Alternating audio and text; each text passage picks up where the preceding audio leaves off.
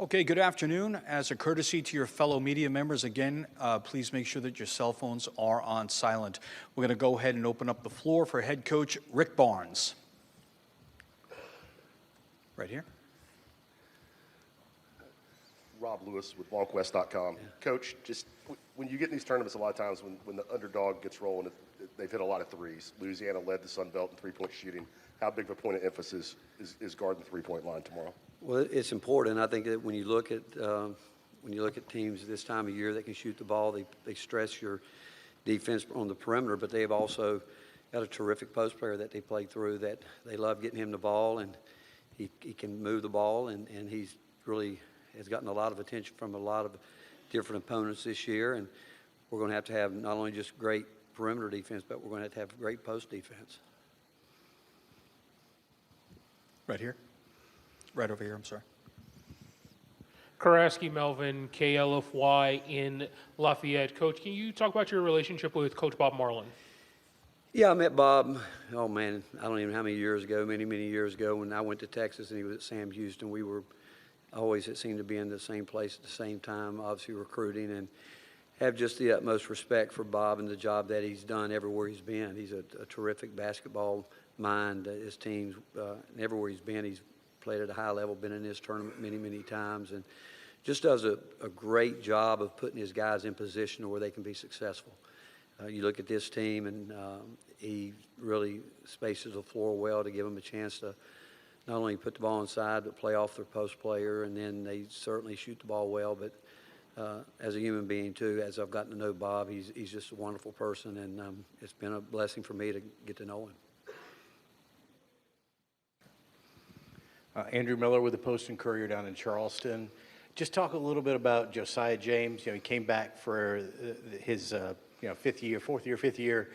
Talk about that decision to forego the NBA and then what he's meant to the program for the last 4 or 5 years. Well, he's meant a lot to our program in just so many different ways, not only on the court, but the way he handles himself off the court, and has had to deal with injuries throughout his career, but he's always worked as hard as he can to get back. And I know has been frustrated at times because he loves, obviously, the kind of person that wants to try to do more and help his teams. And he's, when he got back, then he got hurt again with a high ankle sprain, which happened at a tough time of year. But he continues to do everything he can to help us. But from the time that he's walked on campus, he's been a very important part of our program. Hey, Coach, Mike Bianchi with the Orlando Sentinel. When Danny White left Orlando to go up to Tennessee as the AD, can you speak to, what that's been like? What did he do to sort of right the ship in the athletic department there? That would probably take all afternoon to tell you everything that he and his staff have done. It's been an incredible turnaround, and the fact that they've done so many things, and obviously what's happened with football has been great, and it probably happened quicker than we all could imagine that it happened. But with everything, there's an emphasis placed on winning and doing it the right way. There's a great emphasis placed on integrity, protecting the university, but the leadership that he brought in and has a big job in terms of continuing to bring our facilities up to where they need to be, because we're in the best athletic league in the country, but there's not one area of the university that he hasn't impacted some way. With our fan interest has just grown leaps and bounds in the last couple of years. I think our fan experience at games, not just basketball, football, he's put a great emphasis on that. I think he's put a great emphasis on trying to include everyone that we can, to not only expand the great base that we have with Ball Nation, but everywhere, just to bring, he said to me one day that, everybody that moves into Nashville, Tennessee, we need to make them volunteer fans. He's a guy that I think that really thinks outside the box. I think I would say he's one of the most competitive people I've ever been around, and he's got a staff around him that, that they want to give us a chance to have everything that we need to compete at the highest level. But I could go on and on, but the fact is what he's done in such a short time is something he should really be commended for, and people should take recognition to it. Right here. Yeah, Kip Coons, Press Box View. Rick, it would seem that you can't outrun your ACC past either. You're here, and also Virginia and Duke. Virginia, although in the other bracket, and Duke possibly in your way. Have you had a chance to catch up with either staff and compare old-time ACC notes with them? No, I did bump into Jay Lucas, who played for me at Texas, and now Jay's on the staff at Duke, and we were able to cross paths when we were at the practice facility earlier this morning. But you look at both of those staffs, and certainly Virginia and what they've done over they've been a model of consistency with the way they do things. And John Shire's first year, I think, has been a terrific success in the way that he's built this team he's gotten, continued to get better.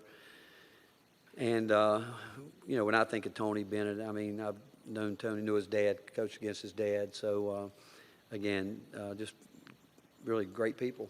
And I'm not surprised by the success of either one of them. And I think both of those guys have walked into jobs that are really pretty much made for them.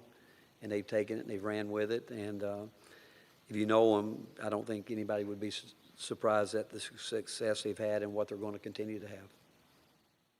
Rick, you've talked about opposing defenses taking away the three-point line. What do you guys got to do to avoid that? How do you keep a defense from taking away the three-point line?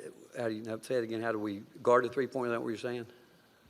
How do you avoid other teams from taking the three-point line away from you? Well, again, when they're out that far, you've got to be able to drive the ball. You got to be able to make them respect the fact that you can go to the basket. And some teams do it different ways. Some teams will just simply stay out there and dare you to go in there with it. And we've been faced with that some this year. And then obviously some teams would prefer getting into gaps and trying to reach and take the ball that way and make it more difficult to pass from a driving kick situation. But I'm not, at this point in time, I don't think we'll see a defense. I mean, we've seen pretty much every defense I think you could see this year. It's going to get down to the way people play personnel. And we need to, again, execute what we do. We need to make sure our spacing is where it is and move the ball and pass the ball and make sure throughout the game you've got to make adjustments and that we're alert enough, and when we come out of timeouts, the adjustments that we call for, that we can execute them. Wes Rucker with 24/7 Sports. Rick, you've been coaching this game for a while. You've been in this tournament a long time. Some teams head into this thing and they've won 9 of their past 10. Sometimes you're 5 of your past 10 or whatever it is.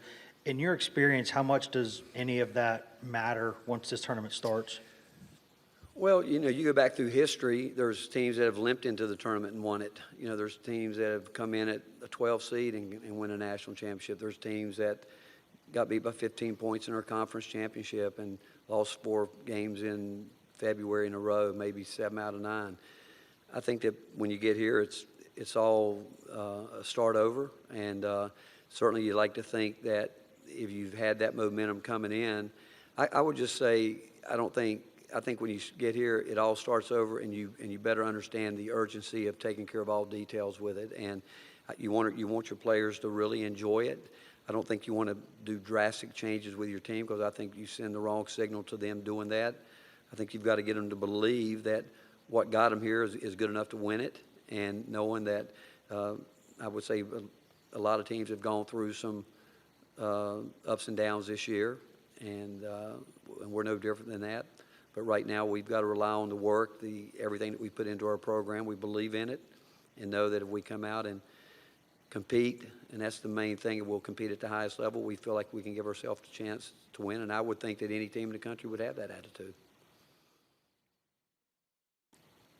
Final questions for Coach Barnes. Thank you, Coach. All right, thank you, guys.